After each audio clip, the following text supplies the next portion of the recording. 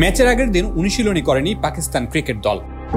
তার মানে কি বাংলাদেশকে হালকাভাবে নিচ্ছে পাকিস্তান? সেরকম ভাবার কোনো কারণ নেই। ঘরের মাটিতে টাইগাররা যে বেশ শক্তিশালী দল, সেটা পাকিস্তান অধিনায়কের কণ্ঠে বেশ স্পষ্ট।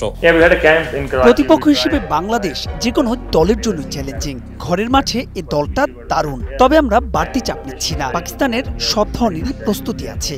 কন্ডিশন অবশ্যই গুরুত্বপূর্ণ ভূমিকা রাখবে। দুজন আনক্যাপড ক্রিকেটার আছে আমাদের স্কোয়াডে, ওদের নিয়ে আমি বেশ রোমাঞ্চিত। তবে একটা দিক থেকে ম্যান ইন ব্লুরা বেশ নির্ভর। মিরপুরে 4 বছর আগে সবশেষ টি-20 খেলা পাকিস্তানের বর্তমান দলে আছেন হাতে গোনা কয়েকজন, কিন্তু মিরপুরের উইকেট নিয়ে বেশ ভালো ধারণা আছে দলটার। তার কারণ 16 জনের স্কোয়াডের 9 জনই বিপিএল খেলেছেন মিরপুরে। ফখর জামান, মোহাম্মদ হারিস, সাইম আইয়ুব, ফাহিম আশরাফ, হোসেন তালাত, খুশদিল শাহ, মোহাম্মদ নওয়াজ, আব্বাস আফ্রিদি ও আবরার আহমেদের কাছ থেকে বাংলাদেশের খেলার অভিজ্ঞতার কথা শুনেছেন পাকিস্তান অধিনায়ক সালমান।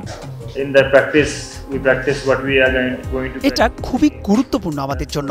বেশিরভাগ খেলোয়াড়ই বিপিএল খেলেছেন, যেটা খুবই গুরুত্বপূর্ণ তাদের ইনপুট আর অভিজ্ঞতা নেয়ার। তাদের সঙ্গে কথা হয়েছে, তারা তাদের ইনপুট দিয়েছে, আমরা ওই অনুযায়ী পরিকল্পনা সাজিয়েছি।